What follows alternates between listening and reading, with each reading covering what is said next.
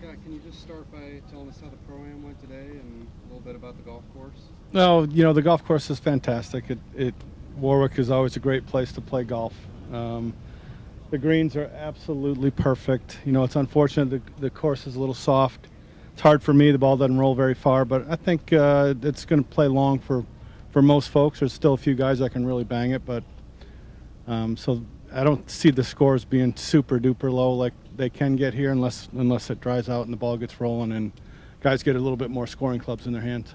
Okay, great. Go ahead. What's been your past experience at this course? How many times have you been here? How many times have you played it? I played a bunch of Buick Opens here.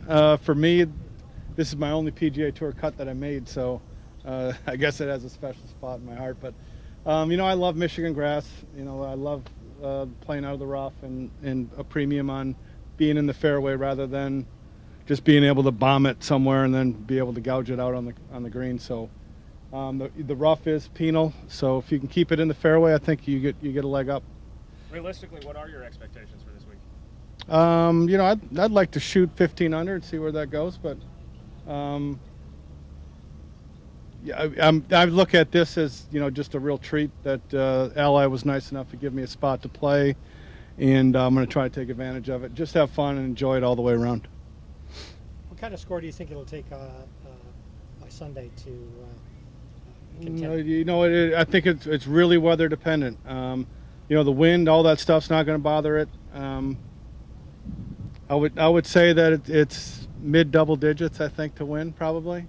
If I had to guess, I would say 15 or so. I think there's more rain in the forecast. Yeah, so that can work. It all depends on the setup. So if it gets soft and they move it up, I mean, these guys are really good. These are the champions. So these guys can really, if you put the ball in their hand and you give them short clubs, then they're going to just tear up on perfect putting surfaces like this. You missed the Michigan PGA last week. It's a tournament you've won a bunch of times to prep for this one. Is this really special for you that you get to play with the big boys, guys you played with a few years back? Oh yeah, this is a big one. I didn't miss to prep for it. I had my invitational that I had to get ready for, but I was able to practice a bit. But yeah, this is this will be the highlight. I played the senior PGA at Southern Hills, and that's a little different than this one, right? This one is a little bit more about fun, and there's no cut, and everyone's gonna. I'll have a lot more people following me around here. Some of my members will make the trip over. Some of my old members from Grand Rapids will come over. So I should have a little bit of support. Whether I'm making birdies or bogeys. Do you feel like if you play well here, this might get the juices flowing for something in the future? Or is this a one-off? Yeah, this is I've kind of put playing where it is. It's definitely a priority, but it's not the means to the end anymore. Unless something magical happened where I would have to rethink that. But I'm just looking at this as just some fun and get to play with some of the best senior players in the world, and excited to be there. As a follow-up, do you feel like the Michigan PGA, if somebody 50 or over wins it, that maybe this should be the exemption, and if it's 49 or under, like Ben Cook, that maybe they should go to Rocket, or does it really matter? I think you're dead on point right there. The game is so much different at. I was fortunate enough to play a practice round at Southern Hills with Ernie Els, and he called them the kids, right? And it really is. The kids play a different game than the seniors do. So I think that's a great thing, and I'm part of that tournament committee, and that may be something that we'll talk about.